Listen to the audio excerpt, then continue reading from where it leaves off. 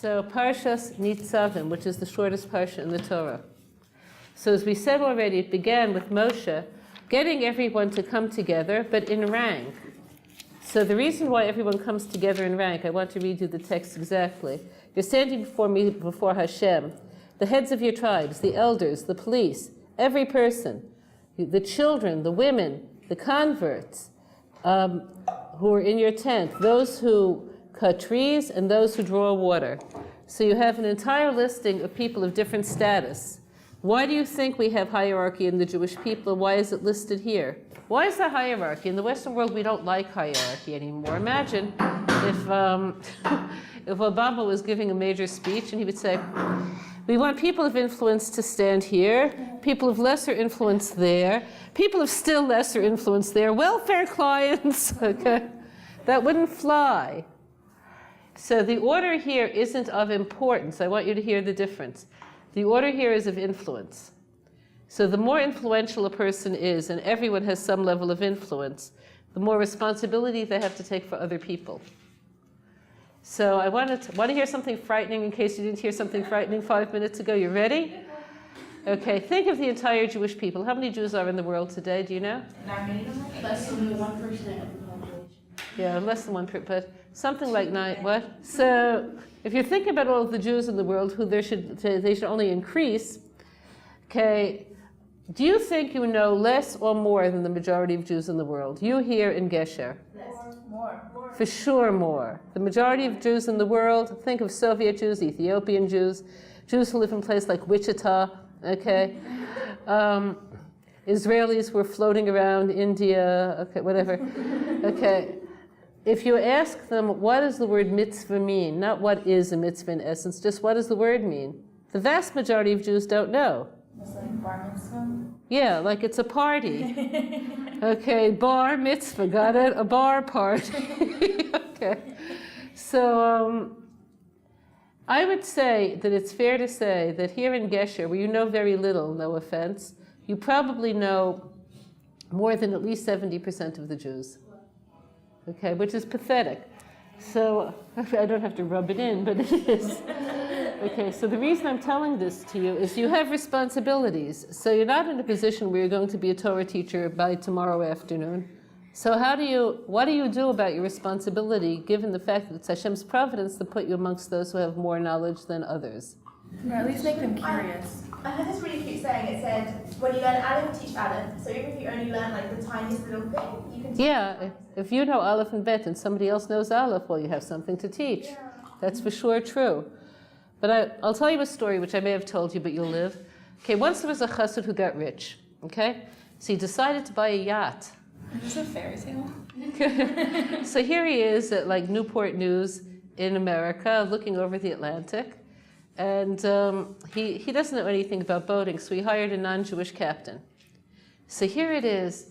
It's like 7 in the evening, and you see the sunset over the Atlantic. It's quite beautiful. What's the chassid thinking? Thanks, God. Mincha! Okay, this is what he's thinking, okay?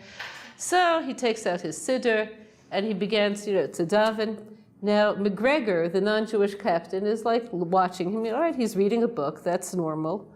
Okay, then he begins to sort of, so, all right, a lot of people get kind of seasick the first day they're out. I don't have to say anything. It's like, okay, 3 steps backwards. He wants a better view of the sunset, apparently. 3 steps forward. He likes the other view better, okay? Then, oh no, what's happening? Is he falling overboard? He seems to get a grip, okay?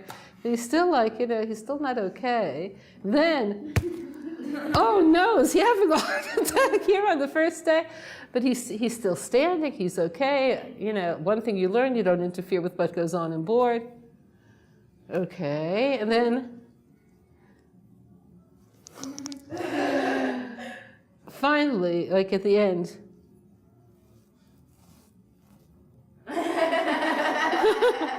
that's too much. So he goes over and says, Mr. Cohns, is everything okay? Okay. Now, you're in Mr. Cohn's headspace? Here are 3 options that you could tap into by way of response. Everything's fine, McGregor. Okay. I was saying afternoon prayers in the manner of Orthodox Jews, or why don't you just get back to your responsibilities? Okay? Which one would you choose? Or if you have another one, what's another one? Any other ones? I'd choose the second one. You would choose the second one. What would you choose? If you're towards the end, I'd probably just ignore it and wait till the end and I pretend it's here. Yeah, you're at the end. So again, you could either just say, why don't you just get back to work, McGregor, or it's okay, or explain a little.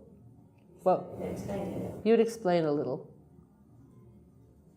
I don't think most people would explain a little. What would you do?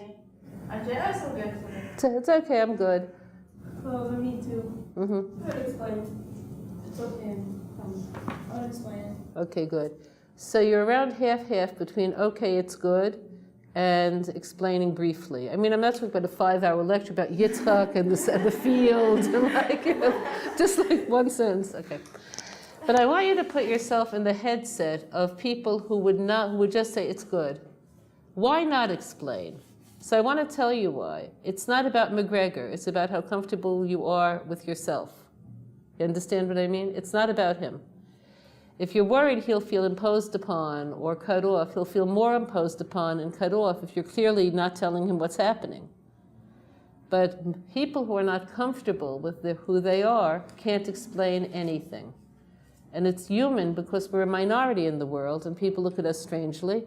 For that to overcome our feelings of needing to take responsibility by example. So I'm not talking about teaching, I'm talking about example.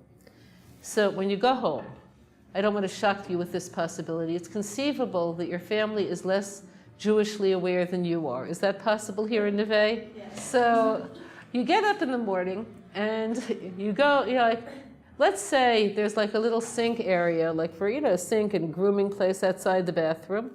So you take a cup, or better still, it's the afternoon, you made lunch, tuna sandwiches and a fruit salad. Sounds good? Mm-hmm. So you go to the kitchen to wash. You take a cup, you fill it full of water. Your mom is watching. What does she think you're doing? You just filled a cup with water. You're going to drink the water, but no. Agree.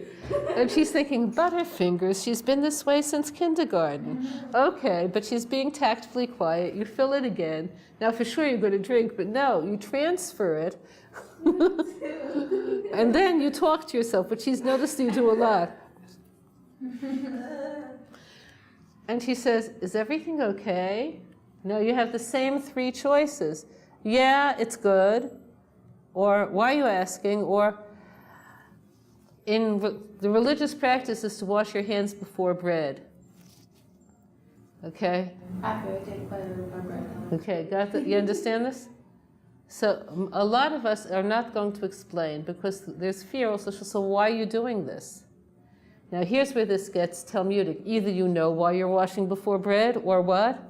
You don't. Or you don't. How many of you would feel confident that you know exactly why this is done? Good for you. And the rest of you are in Gesher. Okay. So I want you to hear a line that you should carry with you. I don't always know everything. I studied for whatever amount of time. We're here a couple of months. I'm not a rabbi. You're right, I should know more. Judaism isn't a religion where you just do things because you do them. Let's ask Rabbi Cohen. And you have a number and you call up and you ask and you get back with an answer. Got it? His wife said he'll be back later today. He's on his yacht. Okay, whatever. Okay, McGregor wants to convert it. Whatever, never mind. Okay, so got the picture?